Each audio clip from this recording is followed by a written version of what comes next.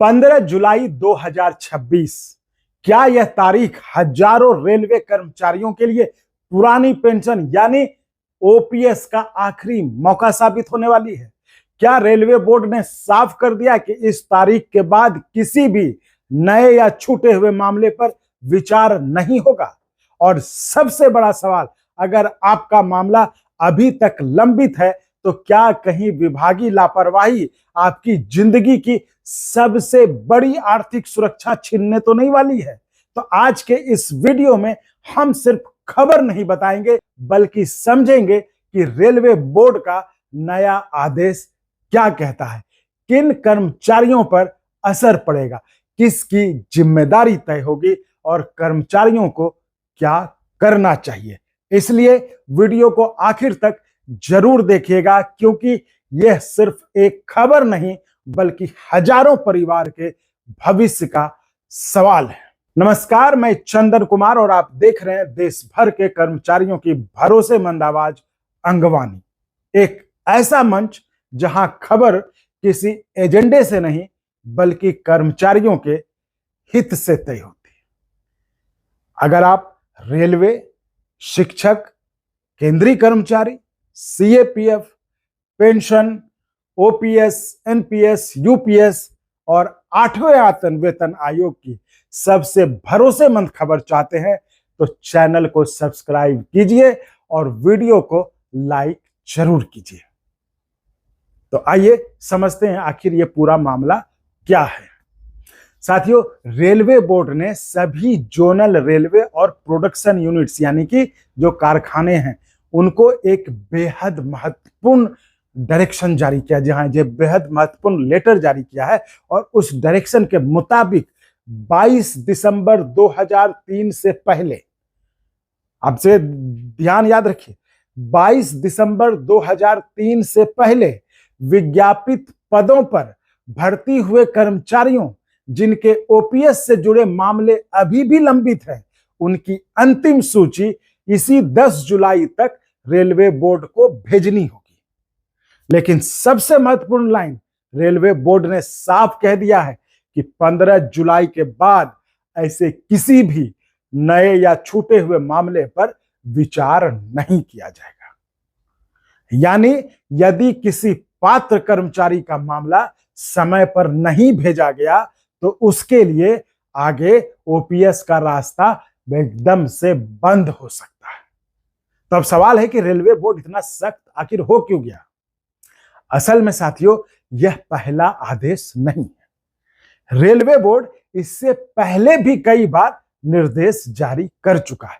10 मार्च 2023, 4 अप्रैल 2025, 1 मई 2025, 22 जुलाई 2025 और अब जाकर 15 मई 2026 को। यह याद रखें, यह भी अनुकंपा वाला मामला नहीं है, ये जनरल मामला है। लेकिन बार बार निर्देश देने के बावजूद कई जोनल रेलवे और प्रोडक्शन यूनिट्स ने पूरी जानकारी रेलवे बोर्ड को उपलब्ध नहीं कराई और यही कारण है कि अब रेलवे बोर्ड ने अंतिम चेतावनी जारी कर दी अपनी तरफ से। और इतना ही नहीं, इस बार बोर्ड ने साफ साफ कह दिया है कि यदि किसी स्तर पर लापरवाही या गलती पाई गई तो संबंधित अधिकारी की जिम्मेदारी भी तय की जाएगी। यानी अब जवाबदेही केवल कर्मचारियों की नहीं बल्कि प्रशासन की भी होगी। तो अब इसमें सवाल उठता है कि अब जो ऐसा आदेश हो गया तो अब किन कर्मचारियों को सबसे ज्यादा अलर्ट होना चाहिए, किनको ध्यान देना चाहिए? तो यह आदेश खास तौर पर उन कर्मचारियों के लिए बेहद महत्वपूर्ण है जिनकी भर्ती 22 दिसंबर 2003 से, याद रखिए डेट, 22 दिसंबर 2003 से पहले निकले विज्ञापन के आधार पर हुई है, लेकिन नियुक्ति बाद में होने के कारण उन्हें ओपीएस नहीं मिला, उन्हें एनपीएस के दायरे में डाल गया। तो ऐसे हजारों कर्मचारी वर्षों से ओपीएस के अपने अधिकार की लड़ाई लड़ रहे हैं। तो अब उनका भविष्य इस बात पर निर्भर करेगा कि उनका मामला अंतिम सूची में शामिल होता है या नहीं। इसलिए यदि आपका मामला लंबित है तो केवल इंतजार मत करिए, अपने विभाग, स्थापना शाखा और कर्मचारी संगठन से तुरंत संपर्क कर अपने केस की स्थिति का जरूर पता करिए। अब ऐसे में महत्वपूर्ण हो जाता है कि कर्मचारी संगठनों की भूमिका क्या रही है और आगे क्या रहेगी। तो साथियों, आप सबको पता है कि इस पूरे मुद्दे पर कर्मचारी संगठनों ने लगातार अपनी आवाज उठाई है। खासकर एआईआरएफ ने मांग की है कि जिन कर्मचारियों की भर्ती पुरानी अधिसूचना के आधार पर हुई है, उन्हें ओपीएस का लाभ मिलना चाहिए। और अब रेलवे बोर्ड के इस निर्देश के बाद से उम्मीद है कि वर्षों से लंबित मामलों का अंतिम समाधान जो है निकल सकेगा। लेकिन अंतिम सफलता इस बात पर निर्भर करेगी कि जोनल रेलवे और प्रोडक्शन यूनिट्स जो हैं वो समय पर अपनी सही सूची भेजते हैं या नहीं भेजते हैं, या उसमें कुछ गड़बड़ी रह जाती है ना। ये सारी चीजें जो है ये इस बात पर निर्भर करेगी। तो साथियों, इस आदेश को केवल एक सरकारी पत्र समझने की गलती मत करिएगा। ये हजारों कर्मचारियों की रिटायरमेंट के बाद जो सुरक्षा सिक्योरिटी जो कहते हैं आप, उससे जुड़ा हुआ मामला है। अगर एक पात्र कर्मचारी का नाम सूची से छूट गया तो नुकसान जो है ना, इसमें सिर्फ एक व्यक्ति का नहीं होगा साथियों, पूरे परिवार का होगा। उस कर्मचारी के पूरे परिवार का नुकसान होगा। इसलिए आज जरूरत है कि हर कर्मचारी अपने दस्तावेजों की जांच जो स्थिति जो है, क्या स्टेटस है, वो खुद से पता करे, खुद से वो पता लगाए कि आखिर उसका कहाँ है उसका आवेदन।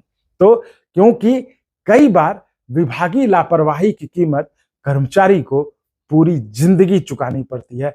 उसके बाद लोग जो है मीडिया और इधर उधर घूमते रहते हैं कि हमारे मामले को उठा दीजिए, जैसा कि आप खुद महसूस करते होंगे, है ना। तो इसलिए वो गलती ना हो, आप आज जाकर अपना स्टेटस पता करिए। तो साथियों, अगर आपको लगता है कि कर्मचारियों के ऐसे मुद्दे मुख्य धारा की मीडिया नहीं उठाती है ना, आपको लगता क्या है ही, अगर आपको लगता है कि दस्तावेजों के आधार पर तथ्यात्मक रिपोर्टिंग जारी रहना चाहिए, अगर आपको लगता है कि कर्मचारियों की एक मजबूत और स्वतंत्र आवाज हमेशा बनी रहनी चाहिए, तो आज अंगवानी को आपका सहयोग चाहिए। जी हाँ, याद रखिए, अंगवानी किसी राजनीतिक दल, किसी कॉरपोरेट या किसी बड़े फंड के सहारे नहीं चलता साथियों। यह मंच कर्मचारियों के भरोसे और सहयोग से चलता है। आप सिर्फ 500 रुपए सालाना एनुअल मेंबरशिप लेकर इस मिशन का हिस्सा बन सकते हैं। सोचिए, पूरे साल के लिए सिर्फ 500, यानी लगभग ₹1.40, यानी ₹1.50 से भी कम प्रतिदिन। तो आपका यह छोटा सा सहयोग हमें और अधिक दस्तावेज जुटाने, कोर्ट की सुनवाई कवर करने, मंत्रालयों की फाइल पढ़ने और कर्मचारियों की आवाज को मजबूती से उठाने की ताकत देगा। तो अगर आप चाहते हैं कि आने वाले समय में ओपीएस, एनपीएस, 8th पे कमीशन, पेंशन, है ना, रेलवे, टीचर, सेंट्रल गवर्नमेंट के कर्मचारी, पेंशनर्स, है ना, तो सभी के मुद्दे इसी बेबाकी और तथ्यों के साथ उठते रहें, तो आपका भी फर्ज बनता है कि चैनल को सपोर्ट करें। या तो आप एनुअल मेंबरशिप लेके सपोर्ट करें, या फिर चैनल पर सब्सक्राइब करना बिल्कुल फ्री है। सब्सक्राइब के बगल में ज्वाइन का बटन है, वहां पर अपने सुविधा अनुसार, अपने लेवल के हिसाब से मेंबर चुनकर जो है आप मेंबर बन सकते हैं। और अगर आपने पहले ही सदस्यता ले रखी है तो आपका दिल से धन्यवाद।